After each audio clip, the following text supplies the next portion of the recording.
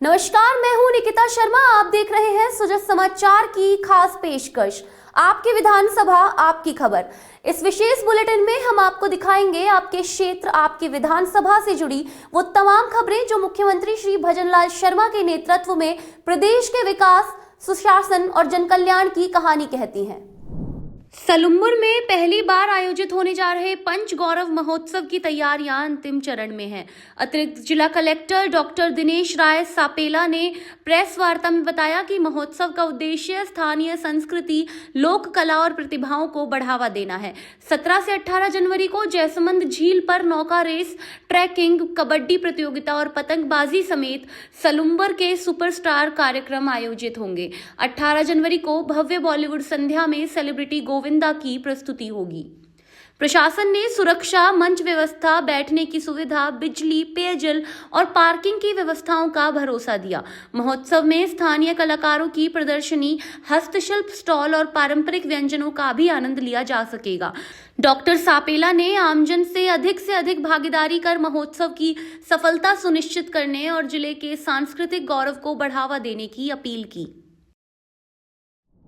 राज्य सरकार की मंशानुरूप 5 गौरव तय किए गए हैं।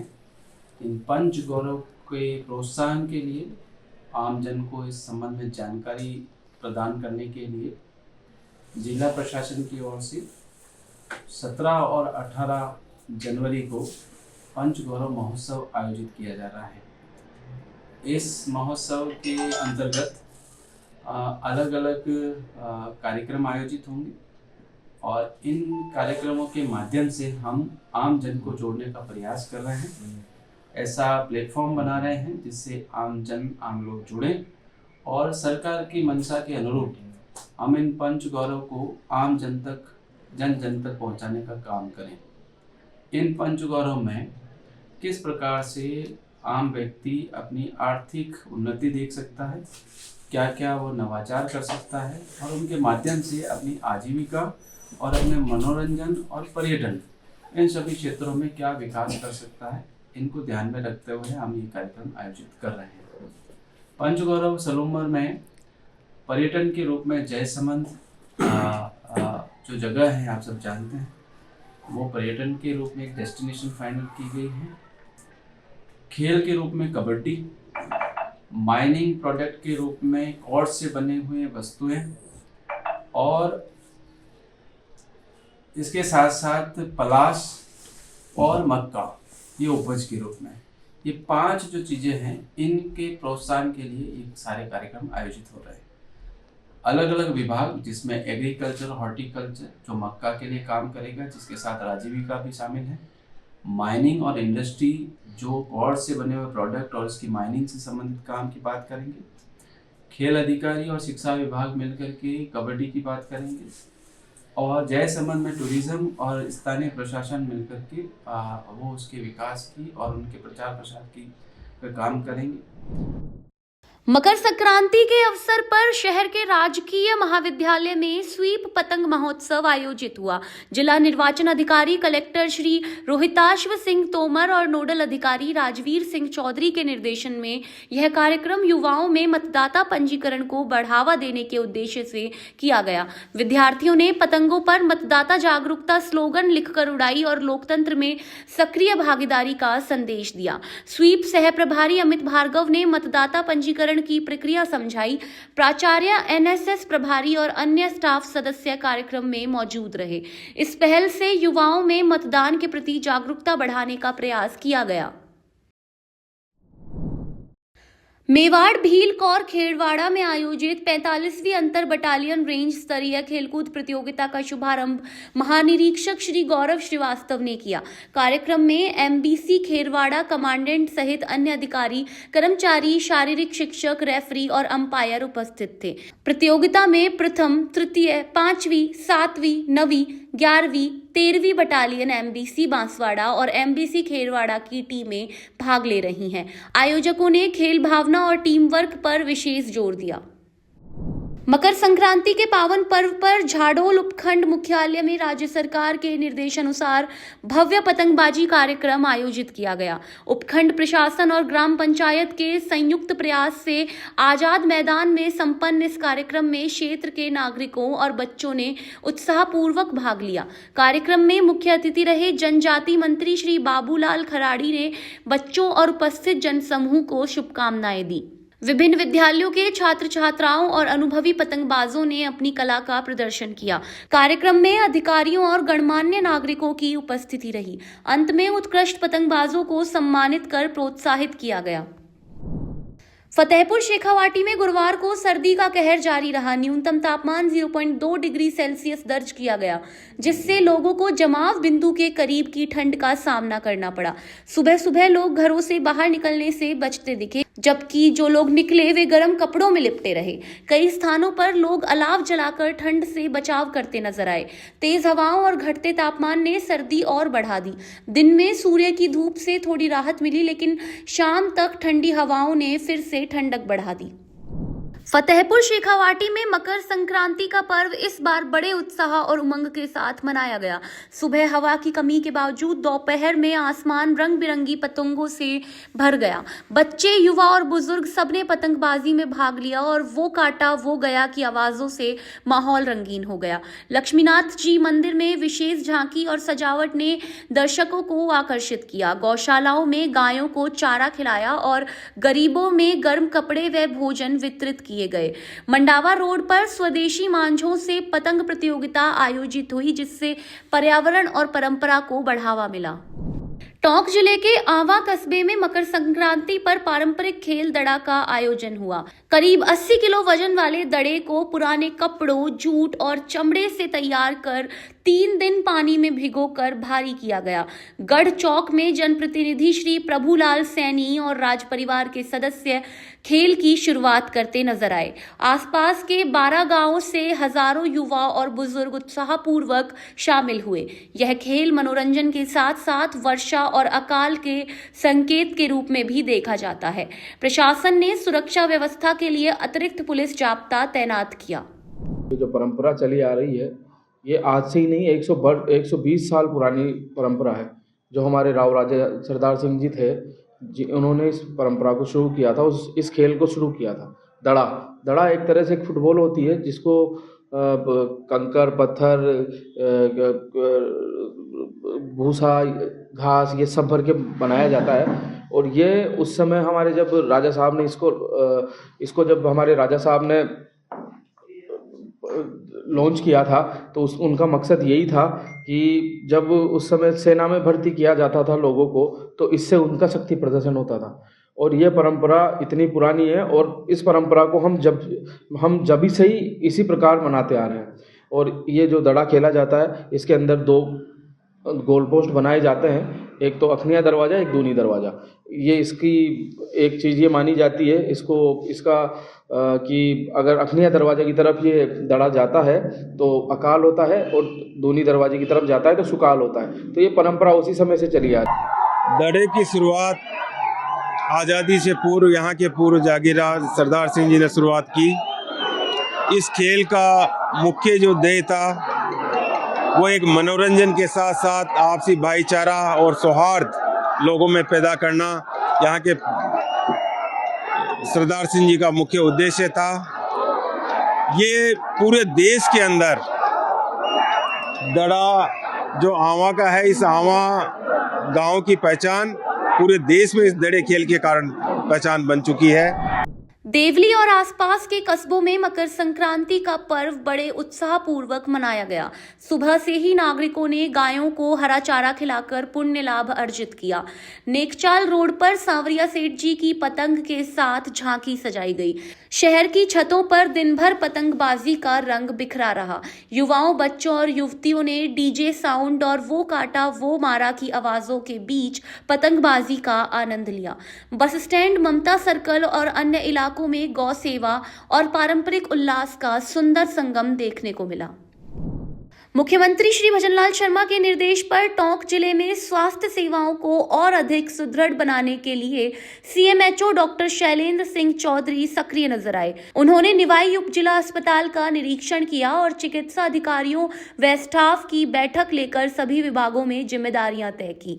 डॉक्टर चौधरी ने ओपीडी, आईपीडी, लेबर रूम, पुरुष और महिला वार्ड सहित सभी सुविधाओं में सुधार के दिशा निर्देश दिए। मरीजों के वेटिंग एरिया, दवा व उपकरणों का सुव्यवस्थित रखरखाव और ओपीडी संचालन पर भी जोर दिया गया। इसके साथ ही उन्होंने पीएचसी मुंडिया, सीएचसी झिलाए और पीएचसी सिरोही के निर्माण कार्यों का अवलोकन किया। प्रदेश सरकार की सक्रियता के तहत मुख्य सचेतक श्री जोगेश्वर गर्ग ने जालौर जिला मुख्यालय के सामान्य चिकित्सालय और एमसीएच अस्पताल का औचक निरीक्षण किया।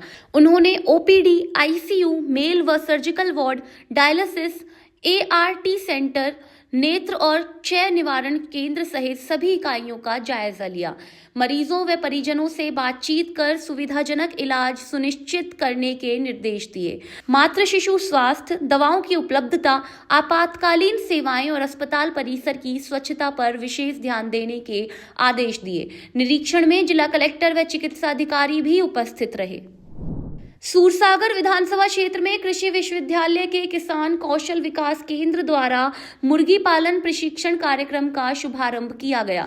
कार्यक्रम में विश्वविद्यालय के कुलगुरु डॉक्टर वीएस जैतावत ने कहा कि युवा छोटी उम्र से ही एंटरप्रेन्योर बनने की दिशा में आगे बढ़ रहे हैं। उन्होंने प्रतिभागियों को प्रशिक्षण में सक्रिय भागीदारी और वैज्ञानिक विधियों से अधिक लाभ कमाने की सलाह दी। 19 से 70 वर्ष तक के प्रशिक्षणार्थी इस कार्यक्रम में शामिल हुए। प्रभारी डॉक्टर प्रदीप पगारिया ने बताया कि केंद्र अब तक 1000 से अधिक प्रतिभागियों को प्रशिक्षण दे चुका है और इससे युवा एवं किसान आत्मनिर्भर बन रहे हैं। इस दौरान प्रशिक्षण पुस्तिका का भी विमोचन किया गया।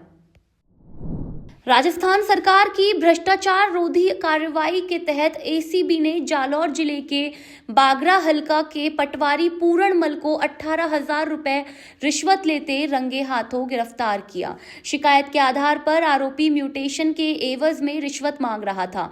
जोधपुर रेंज के उप महानिरीक्षक श्री भुवन भूषण यादव के पर्यवेक्षण में एसीबी जालौर की टीम ने सफल ट्रैप ऑपरेशन कर राशि बरामद की। आरोपी से पूछताछ और ठिकानों पर तलाश जारी है। एसीबी महानिदेशक श्री गोविंद गुप्ता ने बताया कि भ्रष्टाचार निवारण अधिनियम के तहत मामला दर्ज कर जांच की जा रही है। अजमेर में मकर संक्रांति के अवसर पर विधानसभा अध्यक्ष श्री वासुदेव देवनानी ने नए हरिभाऊ उपाध्याय नगर पुलिस थाने की नींव रखी। 3 करोड़ 35 लाख रुपए की लागत वाले इस थाने में पुलिस निरीक्षक सहित 52 पदों की स्वीकृति दी गई है। थाने में जीप, इंटरनेट, फर्नीचर, वायरलेस और मोटरसाइकिल जैसी सुविधाएं भी उपलब्ध होंगी। नया थाना हरिभाऊ उपाध्याय नगर, कोटड़ा, बीके, कौल नगर और आसपास की कॉलोनियों की करीब 1 लाख आबादी को सुरक्षा प्रदान करेगा। पिछले 25 वर्षों में अजमेर में नया थाना नहीं खुला था। इस अवसर पर पुलिस अधीक्षक और क्षेत्रवासी भी उपस्थित रहे। हरिभाऊ उपाध्याय नगर में एक नए थाने का शिलान्यास हुआ है। कई वर्षों के बाद अजमेर में एक नया थाना बन रहा है। इसकी आवश्यकता भी अनुभव की गई। शहर का विस्तार हो रहा है और अधिकतम विस्तार इस ओर हो रहा है। जनता भी बढ़ रही है। उस दृष्टि से सुरक्षा भी उनकी आवश्यक है। गश्त और बाकी कामों को ध्यान में रखते हुए इस थाने के बजट में घोषणा करवाई। उसके बाद आज उसके लिए 3 करोड़ 35 लाख की लागत से यहाँ पे थाना बनने का श्री गणेश किया है, जो मुझे लगता है 1 वर्ष में बन के तैयार होगा। 4 मंजिला होगा। उसके लिए 53 पद सरकार ने स्वीकृत भी कर दिए। इस थाने से शहर की भी सुरक्षा व्यवस्था बढ़ेगी, इस क्षेत्र को भी लाभान्वित होगा और बहुत जल्दी हमारे अन्ना सागर पुलिस चौकी भी एक नए स्थान पर बनने जा रही है। उसके जमीन का अलॉटमेंट हो गया, 2.25 करोड़ से राशि भी हो गई। तो अजमेर जहाँ विकसित भी हो रहा है, वहाँ से उसे सुरक्षा व्यवस्था मजबूत बनाने के लिए हम लोग लगे हुए हैं। मैं सोचता हूँ कि बहुत जल्दी शहर की व्यवस्था भी सुधरेगी और हम सब लोग एक मजबूत अजमेर, श्रेष्ठ अजमेर, सुंदर अजमेर की ओर जो कदम बढ़ा रहे हैं उसमें सफल होंगे। मकर संक्रांति के अवसर पर मुख्यमंत्री श्री भजनलाल शर्मा के निर्देश पर उदयपुर संभाग मुख्यालय पर भव्य पतंग उत्सव आयोजित किया गया। फतेहसागर झील की पाल, गणगौर घाट, मोती मगरी और सज्जनगढ़ दुर्ग पर रंग बिरंगी पतंगों से आकाश सजा। फतेहसागर झील की पाल पर पिता, पुत्र और परिवारों ने उत्साह के साथ पतंग उड़ाई। आयोजन में प्रतिभागियों को सम्मानित किया गया और आमजन को तिल गुड़ वितरित किए गए। उत्सव ने केवल सरकारी कार्यक्रम न रहकर जन जन का पर्व बनकर परंपरा, उल्लास और भावनात्मक जुड़ाव का अनोखा अनुभव दिया।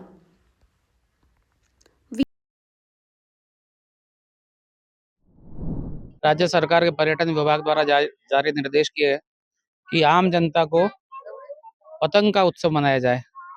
तो यहाँ पे उदयपुर शहर में 4 जगह पर हमने ये कार्यक्रम आयोजित किया है। फतेहसागर पे, मोती मगरी, गणगौर घाट पे और एक सज्जनगढ़ पे।